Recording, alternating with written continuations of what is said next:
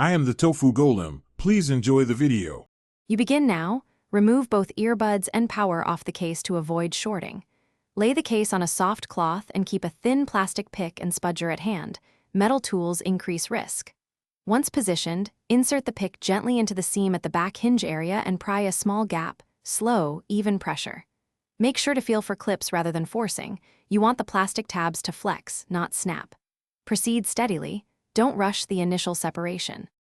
Once the seam opens, continue by working the pick along the hinge, releasing each clip in sequence so stress spreads evenly. After the rear shell lifts, you'll see the battery and a small metal shield over the board. Take a photo for reference. Make sure to disconnect the battery first with a non-conductive spudger to prevent power flow.